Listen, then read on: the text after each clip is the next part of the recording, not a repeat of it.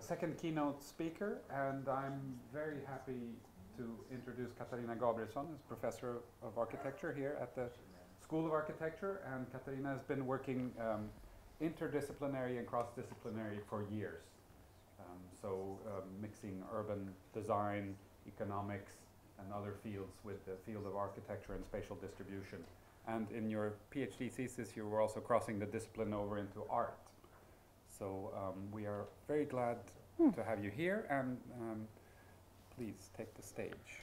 Thank you, Erik, and thank you for inviting me to this seminar. And I'm sorry I haven't been able to follow your discussions today. I hope to be able to catch up a little bit tomorrow. And I took this occasion to formulate some ideas about the present times, in particular how we can understand architecture and what that, the significations of that in terms of research. And I also want to take this opportunity to pitch our forthcoming book, which of course is my hidden agenda that will be revealed very soon. So I've got a script here, and I'm more or less just going to go through it. And you can stop me if you want to ask for any clarifications or what have we. Otherwise, we can take that afterwards. So here we go. We find ourselves in precarious times. The other day I received a free copy of Nya Tider in my private postbox. New Times, which is a Swedish alt-right newspaper that claims to tell the truth about reality without political blinkers. It included an offer for another 3 copies distributed in a protective and discreet cover. What disturbed me most about this gift, beyond the thought that it might have been handed out by one of my neighbors, was the insidious character of the content. Not its overt suggestion that overpopulation infallibly leads to social decline and the death of civilization. Allegedly a scientifically proven fact through experimentation with rats, whose fascist overtones are completely spelled out clearly. It's what it says there on the cover to the left. No, what disturbed me was the strong critique of capitalism, market fundamentalism, and the dismantling of the welfare state that in many respects accord with my own. Nya Tider carried an echo of how nazism is short for National Socialism, which activated the recognition of how left-wing politics and neo-fascism tend to be lumped together in Swedish discourse today, both labeled as extremists. So in these disturbing times, it seems to me that the ability to make distinctions is more urgent than ever. Not in terms of reductions and simplifications, the pinning down of identities in order to separate them, but to establish the lines of demarcation and the points of conflict. At the same time, the topic for this seminar, Planning for Inclusion, offers a call for the equally pressing need to do away with differences in adhering to the basic democratic principles of equality and justice. It is often said that capitalism acts as a leveling force, subjecting each city to similar forces, eradicating the local, as enabled by the project of neoliberalism that, notwithstanding the crisis of 2008, continues to insert its textbook economic theories across the world, seeping into territories and spheres that up until now have been understood as exterior to the market. It should also be said that capitalism thrives on difference, exploits it and creates it. And neoliberalism is a multi-scalar, uneven project of transformation that operates differently in different sites by engaging with its immaterial conditions and concrete materialities. So how do we, as architects, urbanists, researchers and scholars, deal with this mixed up situation, this mêlée? I use the term because it's the mêlée because it is already a mix-up, conveying the paradoxes and confoundment I'd like to address in this talk. This bewildering mix-up is characteristic for neoliberalism and how it operates in the built environment, making it very difficult to see how and by whom things actually start to change. The French word mêlée is said to have entered the English language in an impoverished form.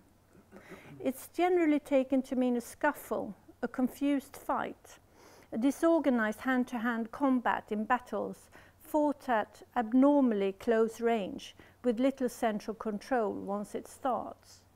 Here, as illustrated in Wikipedia, by this painting of the death of the Swedish king Gustav II Adolf in 1632. So it's possible to identify with this meaning of milieu, like this unorganized, constant, close-up battle, and recognize how conflict, violence, and a general sense of threat seems today to be seeping into everyday life. The hegemonic shift that is occurring in Sweden today, as political parties attempt to counteract the advancements of the populist neo-Nazis party by taking up their agenda.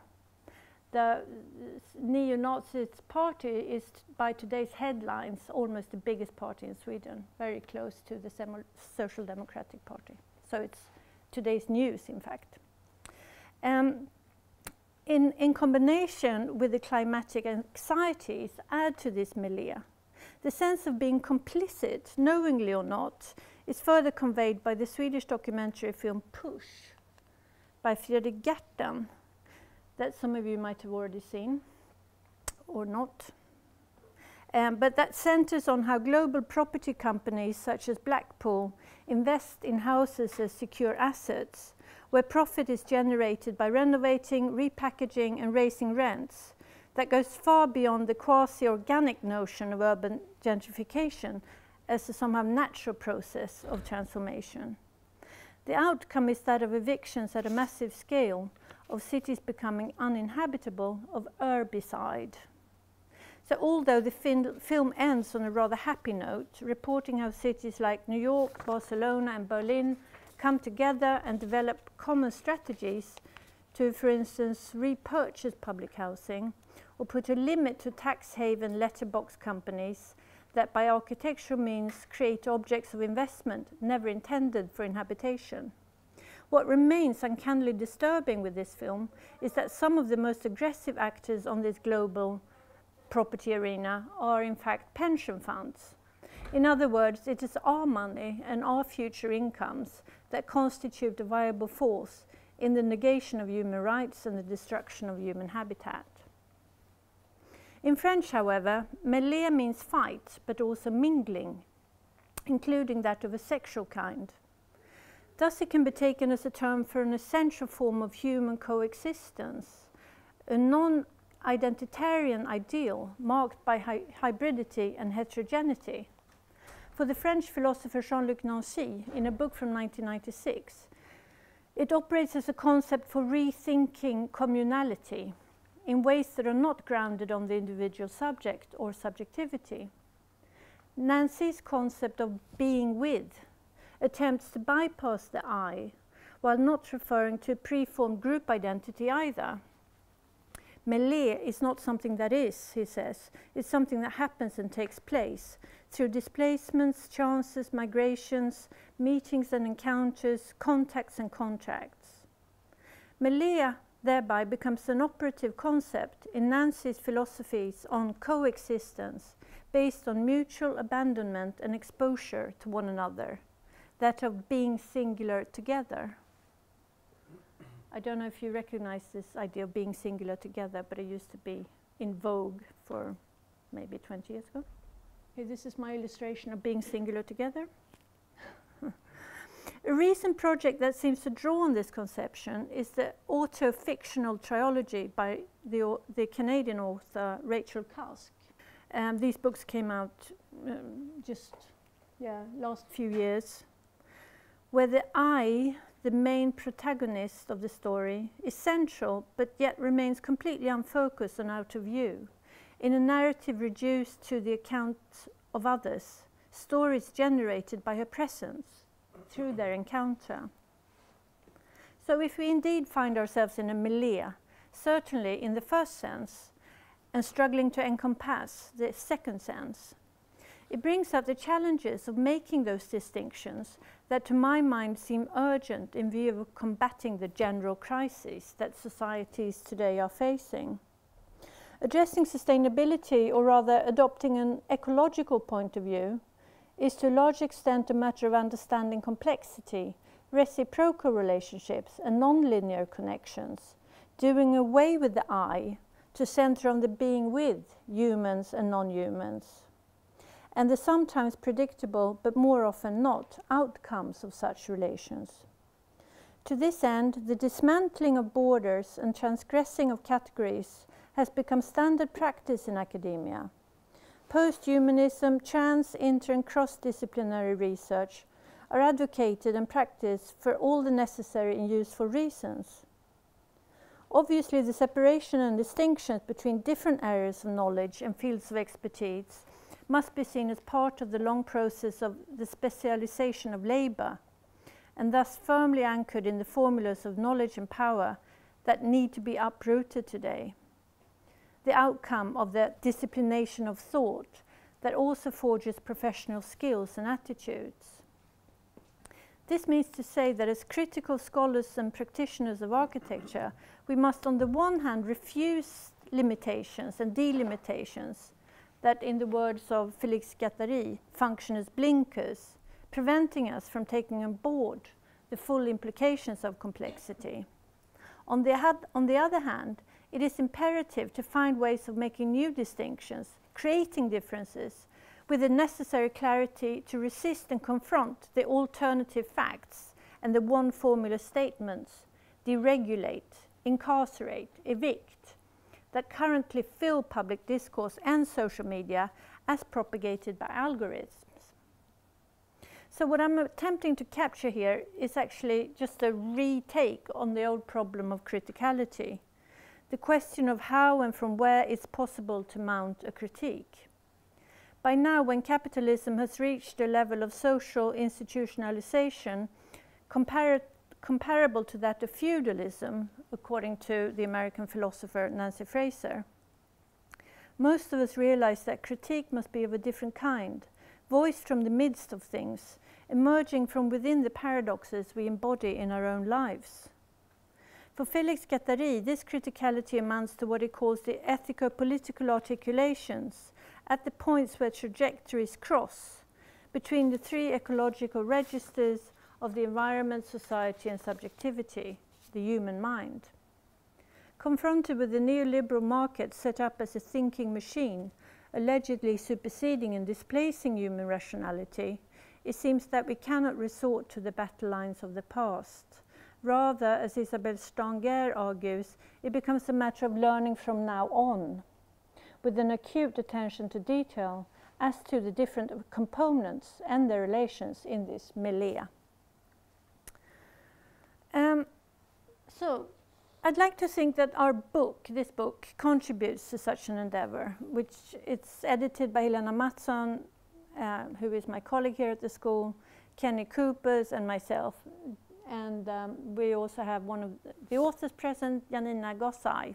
It's due for release in February 2020.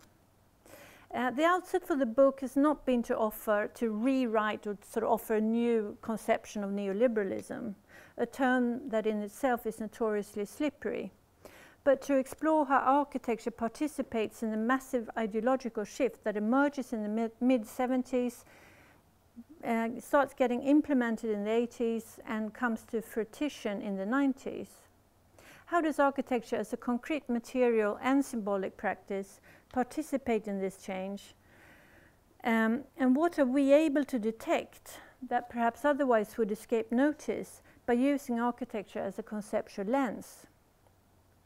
I would argue that the so-called ideological crisis of neoliberalism with the financial crisis in 2008 to 10 that is mentioned in the framework for today's seminar is not so much a crisis of neoliberalism as just merely one example of the repetitive crisis of capitalism brought on by its inner contradictions that every time forces capitalism to reinvent itself.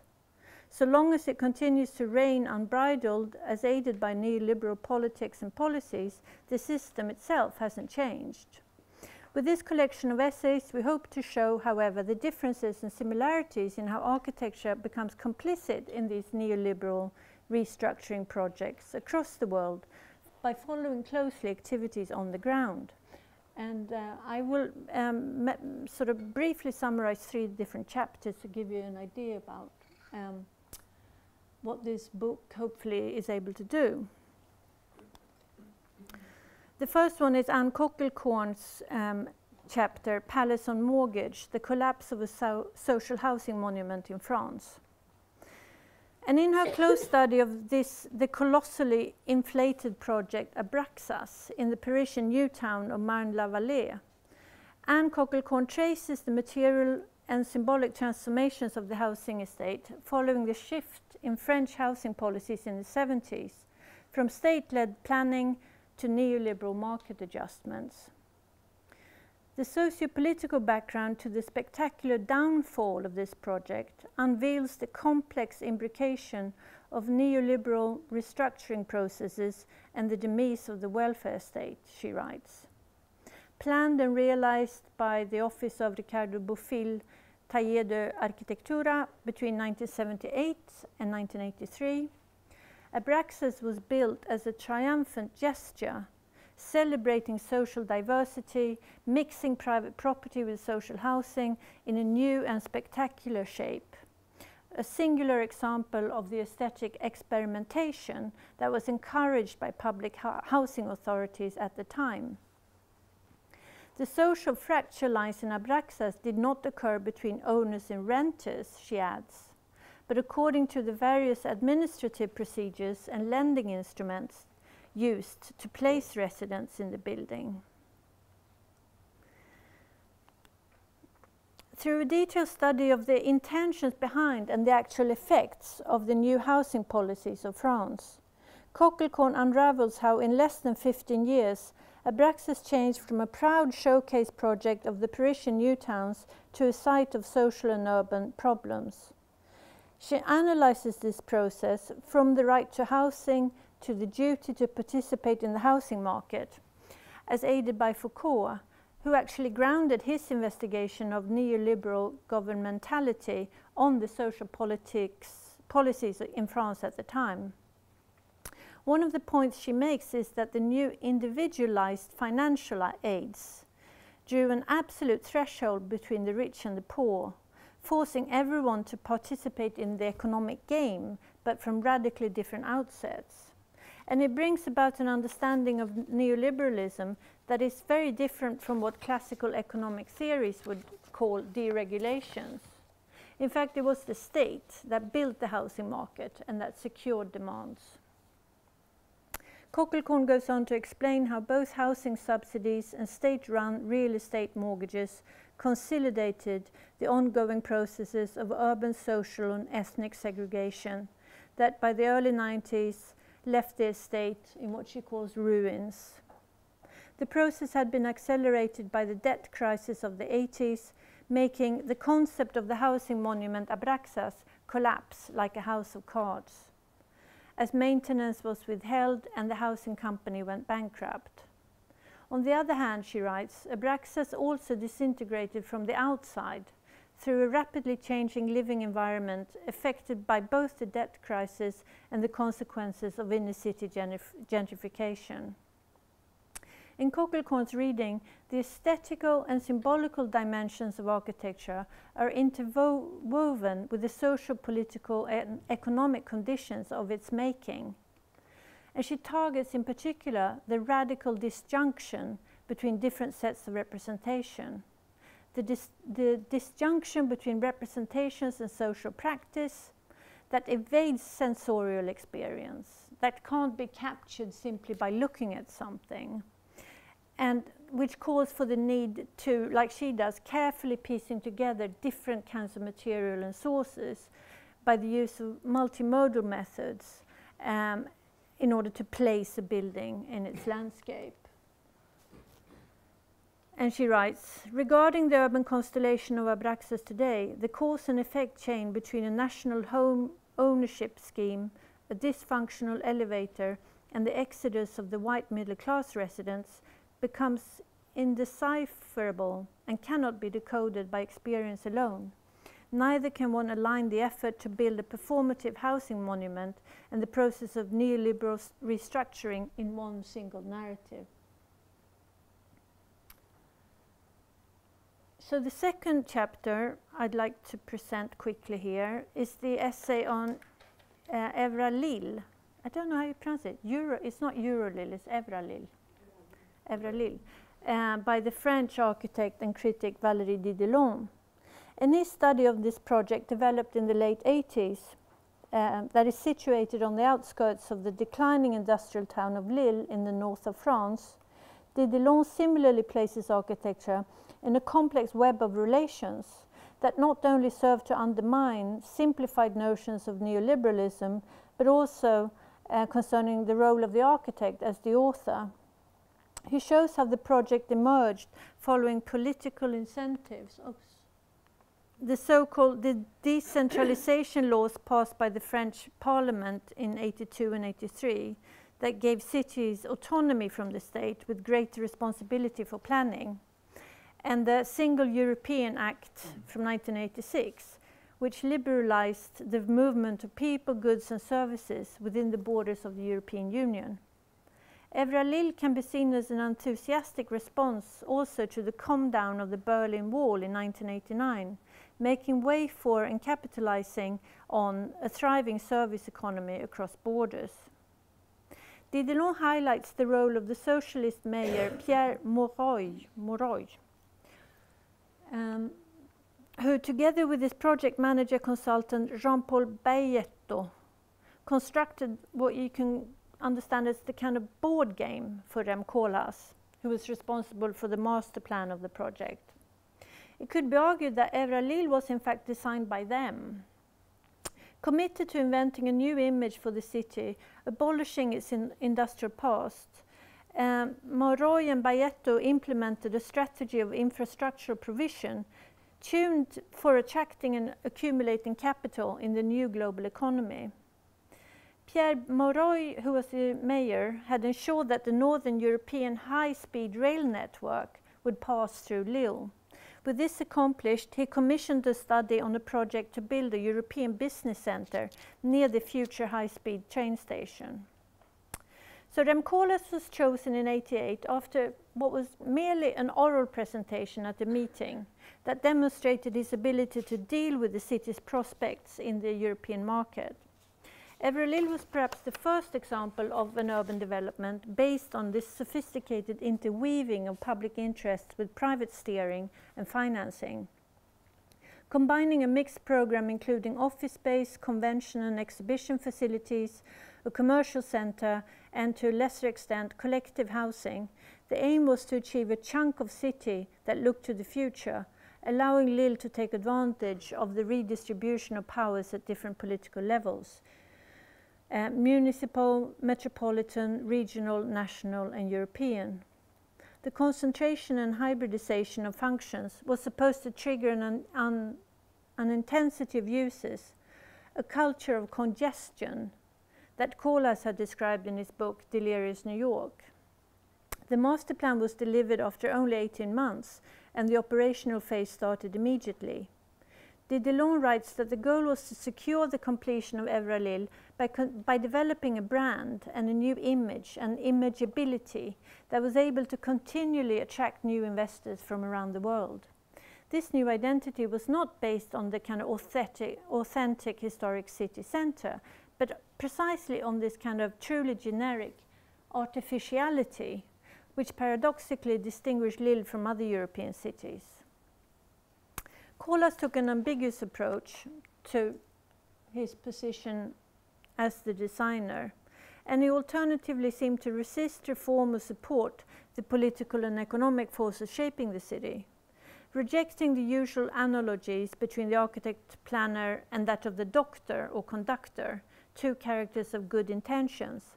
In the late 80s, he stated that, as we are most of us familiar with, that he was like a surfer riding on the waves. He didn't control them, but he knew how to move with them and even to turn back against the wave. This figure of the architect as surfer fostered harsh critique from many observers and continues to accompany Koolhaas' practice that straddles indecisively between critique, opportunism and confirmation. In a review of Evralil in 1996, Le Monde blamed the aestheticization of chaos and urban violence, inseparable from unfettered liberalism and social inequality. Didelot notes, however, that it was actually the mayor, the commissioning body, who went with the flow of neoliberalism. Like many French mayors, by the mid-80s he had fully endorsed entrepreneurialism in the realm of urban development and handed over what was traditionally public responsibility to the private sector. I think one of the interests of this case lies in how it highlights and problematizes the roles involved, casting a different light on the relationship between economic and political processes and design urban form. If Euralil indeed constituted a case of new urbanism, it was one that was very different from that advocated by American architects based on neo-traditionalist forms and a high level of social control. Kohl's new urbanism, as in Euralil, could quite logically be associated with the advent of neoliberalism insofar as it embraced the values of freedom, spontaneity, movement and competition. But although its rejection of rigid composition and programs echoes the non-plan by Rainer Banham and others in the late 60s, it does not stem from a liberal laissez-faire ideology, quite conversely. In an attempt to spatialize flexibility and flows, it was also very different from, for instance, the docklands in London that similarly were developed with the intention of attracting capital following the politics of Margaret Thatcher. So Kohl's unconventional new urbanism did not turn out to be as well adapted to the new economic order, however, and it suffered from the property crisis that struck in 1992. And here's a quote then. Conceived and built in just 7 years, OMR's Euralil project was less the product of a generic neoliberal strategy than of a quite particular political, economic and cultural constellation. On the one hand, it had the benefit of a highly determined client, the Maroy-Bayeto duo, in line with the still existing French tradition of the all-powerful planner state. On the other, it had at its helm an architect concerned with the limitation of means, but eager to accompany the quantum leap of a European city into the 21st century. Euralil stands then as a paradoxical project, inevitably shaped by private interests, but made possible only by the resolution, optimism, and interventionism of elected representatives and civil servants. So, my final example from this book is the chapter by Marie-Louise Lobsinger, Optimizing Freedom and Choice, Cedric Price's Pottery's Think Belt. Lobsinger's reading of the ambiguity of neoliberalism as emerging from within the welfare state is rendered especially creepy in focusing on the thinking of Cedric Price, who is often taken as one of the last members of the modernist avant-garde.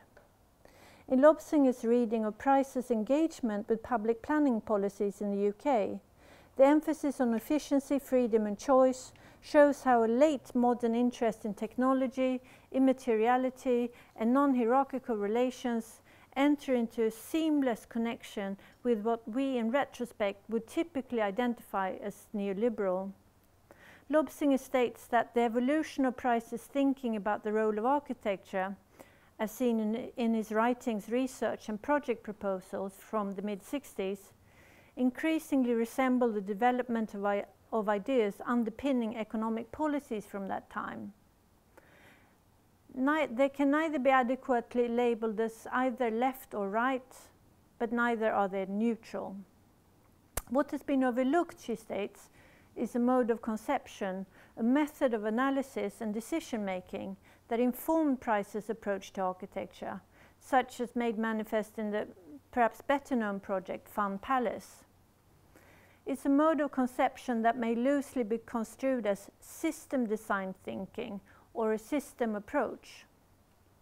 Bolstered by ideas around planning for economic growth and faith in the future potential of electronic technologies, especially the use of mass communication media for educational purposes, she writes, Price's architecture offers the material consequence to what otherwise appears as vague economic theorizing. The attributes of freedom and choice, popularly understood as reflecting the swinging 60s, that are often associated with price work from this period, are turned rather differently when freedom and choice are understood as user-driven outcomes tied to an economic directive that generates and even advocates uneven social and economic development. In the pottery stink belt, a plan for the establishment of a major advanced educational industry in North Staffordshire is one of the few kind of diagrams that he made of this. Price explored the contribution that architects could make to skills retraining for a future technologically oriented job market. Critics and architects like Rainer Banham, Paul Barker, Peter Hall and Price collaborated to mobilize a constellation of variables that connect education, technology and economic modernization to argue for deregulation, for user-driven economic expansion, and for development freed from the constraints of regional planning and environmental responsibilities. In a later version of Non-Plan, Price extended the effort with practical recommendations aimed at the dismantling of regulations, especially the kind driven by planning imperatives that he saw as paternalistic and perched upon a system of values that aspired to make things equal. He suggested higher and further education as one strategy for large-scale social and economic revitalization. The pottery stink belt, positioned as an instrument of economic stimulus, would be possible through deregulations and the reorganization of local government into larger, more autonomous city regions. So this reassessment of planning as means for encouraging growth was attached to an ideology of efficiency and scientific expertise, closely connected to the hybris around certain analytical techniques, bolstered by the promises of computerization.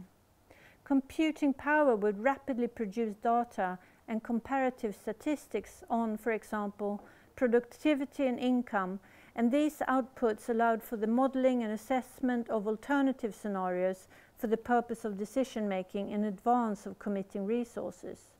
This faith in technique, although not evidence of the economization of all facets of life or of the restructuring of institutions to user-driven market ends, is indicative of the confidence in analytical model and a mode of reasoning that assumes the neutrality of numerical data and the interchangeability of variables.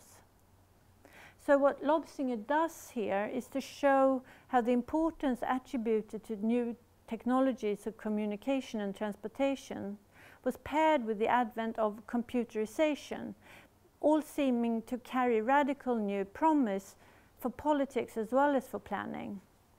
In this reading, what we could refer to as neoliberalism, it does not only come with a new approach to planning and spatial distribution, but is something that emerges almost like an abstract machine through advancements in technology.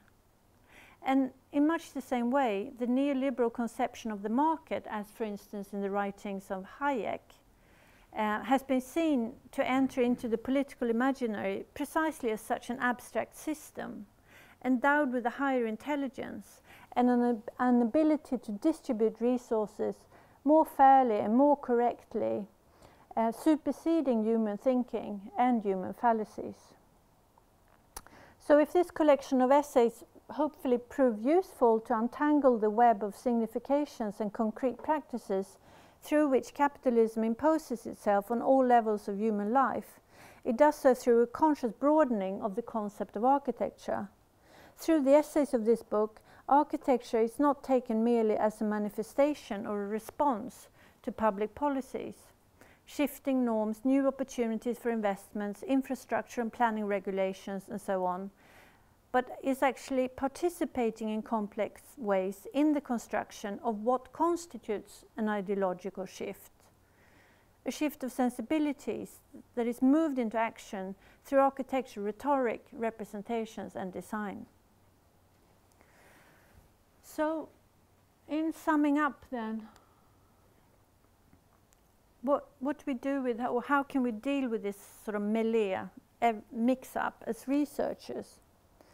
Given how the kind of recent addressing of the neoliberal academic life and the neoliberalization of the university and so on, that actually affect us on all levels, I want to point to this recent study of the conditions for conducting research in Sweden that carries a particular critique of how research is funded. The authors Jenny Andersson and Erik Westholm show how studies of the future have gone from being based in structural analysis and critique, the way it was in the 70s, to increasingly be a matter of management. The future is merely managed. Thereby, conflicts between, for instance, economic growth and sustainable development are allowed to be ignored or simply pushed into the future with the hope that these issues miraculously will be solved. Importantly, they emphasize that life in the future is the outcome of today's hegemonic struggles and conflicting interests, and that far from being open, the future is already being shaped by the decisions taken today. They point to the highly critical role of the humanities and social sciences and the need to enter into this battle through the capacity to problematize and contextualize the dominant discourse. This kind of research, however, is today being severely undermined and marginalized by research funding bodies, both at a national and at an international level. Moreover, by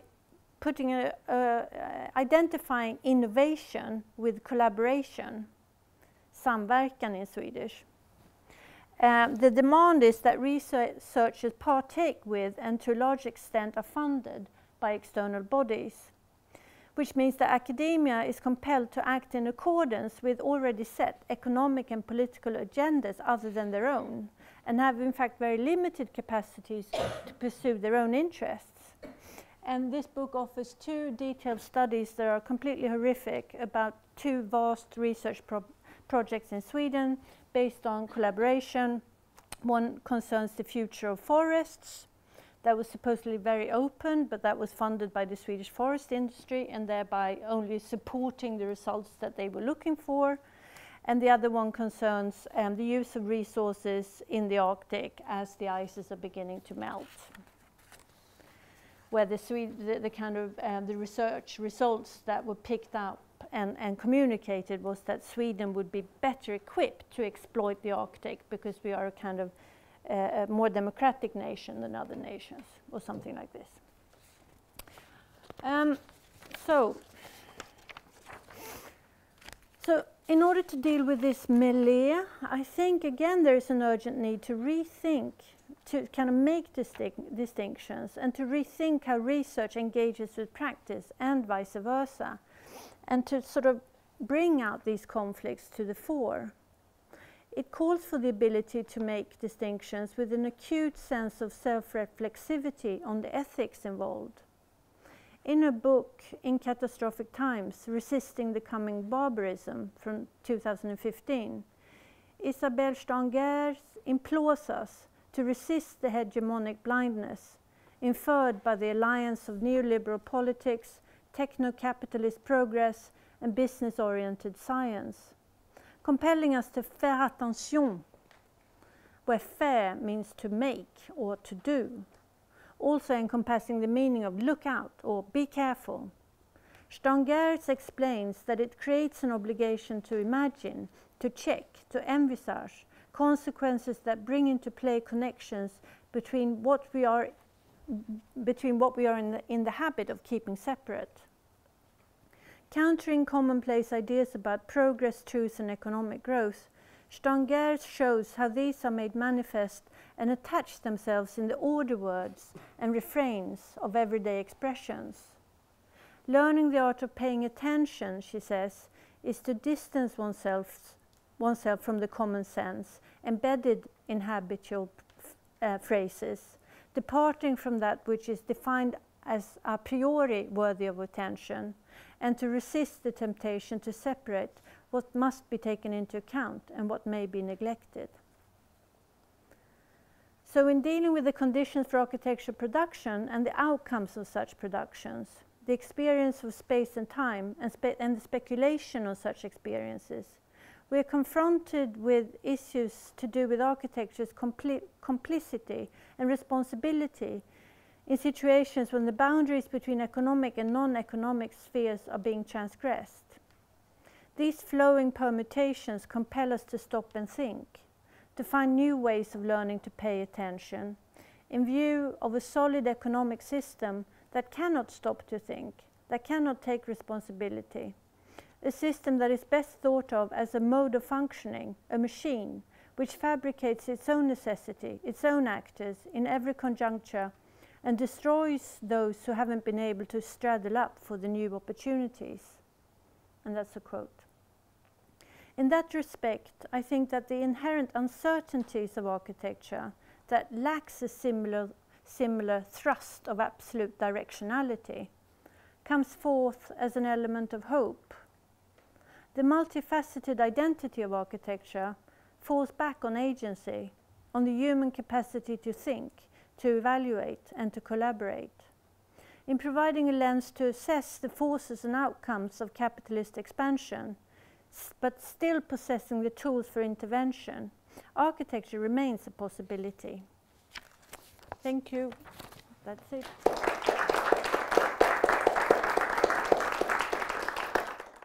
Okay, so thank you, Catarina. That was very compact.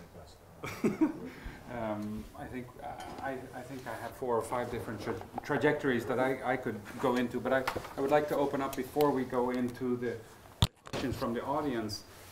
There was you insinuate and you give the pretty clear examples of where the sense of public and the sense of private interest are being mixed up in this history, where almost in Push, for example, there is the pension funds, which is a public interest, is actually pushing and leading the way for private interests.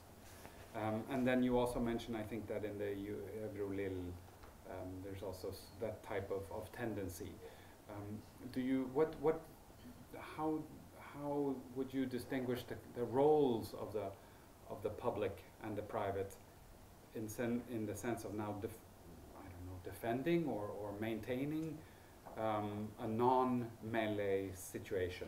Like if this. Well, yes, I think that what I was trying to kind of bring up was the need to make distinctions when there are so many good reasons for doing away with distinctions in terms of cutting across the categories of nature and culture, for instance, and not sort of doing away with the kind of human subject as being the center of everything and trying to think across relations. I mean, there's so much core of thinking sustainability, whereas the need to make distinctions remains a kind of political ethos, I think.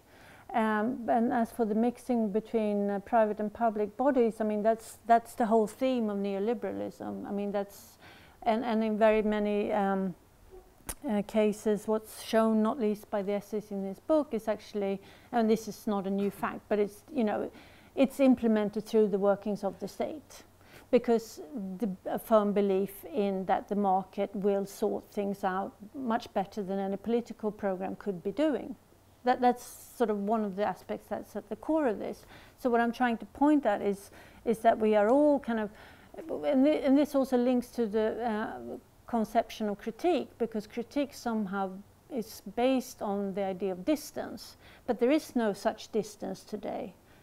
We are all in the middle of it. There's no outside of this. So it is extremely difficult to take a quick way or an easy way out. And I mean, the point with the book is also showing how architecture is much more than just designing a body or a physical object. It operates in many different ways, for better or worse. And I think that if you're researching architecture, I mean, like we do, or the authors of this book, and a lot of people are doing, it goes far beyond just looking at the kind of design process or anything. You have to position it in the middle of the economic and political conditions that makes it possible, and also what the outcomes are. That's more or less a brief version of what I said. Thank you. Let's turn to the audience. Thank you so much. I really look forward to the publication. Oh, good. Yeah. Coming out. I'm very intrigued and curious about the different arguments. And so, you know, based, my question and reflection, it will be based on the excerpts that you brought to the presentation today. But it seemed to me that yes, it's you know, if until now we learned that being critical involved taking a distance and going back to the studies of the avant-gardes and then of this issue of a critical distance, and right now that we need to shift that and perhaps take a stance, but still be critical, perhaps through a critical proximity of sorts. So, but in this case, though, even if we are part of being critical is to tease out continuously the nuances, the differences, and try to understand all of the different mechanisms at play and try to not amalgamate too many things under one concept. I'm just wondering if this is perhaps the exception to the rule, which is, yes, we do need to be much more precise in understanding what this neoliberal turn meant and how it operated. But I just wonder if at a certain point we run the risk of just deconstructing it too much to the point that we lose a figure, the straw figure that we need to somehow fight against. Right? So in the sense of saying, I was wondering if then through the reading of the book and of the different chapters, there might still be some common ground that might allow us, even as experts in our fields, to try to understand if there's at least some general guidelines or outlines that we can start drawing lines and saying if this is what's still propelling these negative effects that we're still living today, maybe there are certain things that we can identify that we can begin to say no or to push against. So in the sense of saying, it's yes, I mean, being critical, it has been, you know, for now and for us in our practice, a teasing out of differences and understanding with rigor and precision. But sometimes we also need to then just try to tease out some commonalities in order to operate critically as well. I wondered if you had some reflection on that from the book. I mean, I'm not sure if I really understand if there's a question or there's a... But I mean, the book is really a historical project. It's a history of architecture. It's contributing to the recent history of architecture. And it covers a period that is only pretty recently beginning to be explored, like me and my colleague were writing about what happens in Sweden during the 80s. So it's a historical project, you can say. So we're not really summing up any directions in terms of practice in that sense, other than I think that architectural history always has a commitment to somehow generating a sense of what if, or showing the kind of the way you ask questions and the sources you employ. Somehow you want to, things might have been different, you know, to keep a sense of how history and society is constantly being produced. And in that way sort of carving out a space for practice of thinking or doing things differently. I think that's an important part of architectural history that is not the same thing as art history, for instance. And the same goes for architecture theory. You know, there's always this element of what if, or if we bring this to the fore, it goes to show that we could think differently. But I'm just saying that we don't have it's not about practice in any other way. I understand. Yeah. Can I just elaborate a little bit? So basically in the excerpts and the concluding paragraphs, every author that you showed was taking a position and how there was a unique condition of sorts in every project that they were elaborating on, so that they couldn't really be taken as an example of neoliberalism because of this and that particular condition. right? And I understand. I don't think they're saying that. Well, there was always an attempt, or at least of being not wanting to fall into some kind of a common sense understanding of neoliberalism, and that's an added value to each of these pieces and to understanding of these projects, right? So my question is there still some takeaway from reading across where we could see that there's a general consensus across the authors into the processes that they were tracing? And I understand that the role of the architectural historian and critic is not to give guidelines to the future, but at least to try to understand better what was it that they all shared as a kind of a phenomenon that really marked a turn in terms of public policy, in terms of project, and even the role of the architects and the consenting of architects in some of these processes. I mean, if you look at the way the book is structured, we are kind of summarizing, or, oh, here we are. We spent a long time trying to find a way to lump the chapters together in order to kind of reflect on certain themes, but everything is really cross-connected. But the first part is sort of focusing on objects in a traditional way, built objects, and how their significations or their intentions are radically becoming transformed. And the other one is more to do with policies and planning. The third one is how new economic and political situation transforms the role of the architect and actually generates new professional roles, such as the urban designer that was sort of popped up sometime in the 60s probably. And the fourth one is to do with the imaginary and the subjectivities information. So we were tempted to lump together, but I would say one of the bearing kind of structures of the book is based on the theories of Jamie Peck and Neil Brenner, the idea that you can't understand neoliberalism. I mean, neoliberalism is, on the one hand, is a kind of political imaginary that puts faith in the market and adopts strategies such as privatization, deregulation, and commercial, and all what have you. And on the other hand, is a kind of very concrete material and restructuring force that operates differently in different sites. And it takes on different agents and uses different instruments. The idea is implemented differently in different sites.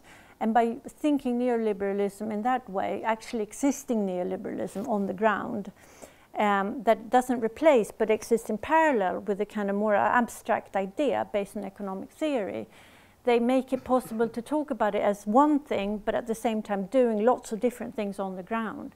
And that's one of the reasons we think it's interesting to look precisely at architecture to understand how these local processes go about.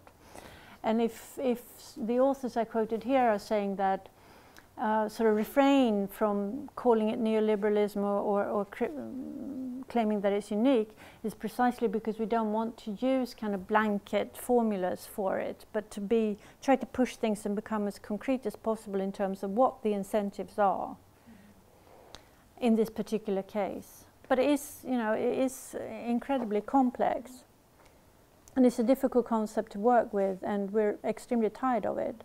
But it popped up in the program for the seminar, so I thought I would address it.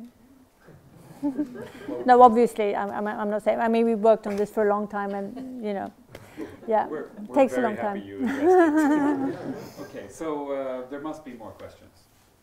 And the intention of the seminar and what you are constructing together is incredible. The same problems. Part of the authors are the same in their arguments, very new, but in the same direction. We are trying to understand how to deal with that in terms of the space, because how you said some moments ago, and we said before in the opening, the neoliberalism is not only about the economy. They are transforming our minds, they're transforming our everyday life, your space. But in your case, we suppose that the space is what you can reduce and think about. Try to reorganize the space in terms to understand the world or start to think another way. And in this sense, my idea is just to say that we really have a very long path to deal with that, including in terms of how the academy, or the institutions, the university at all, understand this kind of research in terms of funds, in terms of space, in terms of organization of the academy, in the schools or the faculties of the architecture and the urban planning nowadays. Because as here and in Brazil as well, this kind of thematic is very hard to deal with, because there is no a kind of statistical scientific basis. There is no very practical results. It's the methodology. Methodology is a little bit diverse, and the author is not so concentrate, and then the instruments that we have to evaluate in researchers nowadays, or the professors, scholars, the hours, try to measure in more, well, it's basic of nowadays, but try to measure how is how you construct your production. It's not exactly a question, but it's just one reflection about your. I mean, I was really enthusiastic about this project that I quickly talked about. Yes. I think it's so timely, and it's such a relief to hear people voice this critique, because this is really so powerful today. You have to have this exterior funding in order to do research, and how agendas are being displaced and so on. I thought that was really good. So I mean, me and Erik were involved in setting up a kind of idea for a research program where we dared to say that we need to rethink this structure, and it was immediately ripped up and thrown away. Because it didn't satisfy particular interests. Exactly. Yeah. And also because of you're coming from a field that is being marginalized today. If you look on yourself as somehow involved in creative arts or humanities, you know, this is not where the main. Yeah, so it's important to organize and to enter into the battle in some way, I think. I mean, what they were pointing to also was not the fact that researchers were being told what to find, but that the funding bodies would decide what was important, what was presented as the outcome of this vast research project. And of course, they choose things that supported the current kind of very short-term economy of Swedish forestry. So it's extremely problematical. Yeah. Okay. Well, thank you again, Thank Catarina, you. for answering and speaking to us.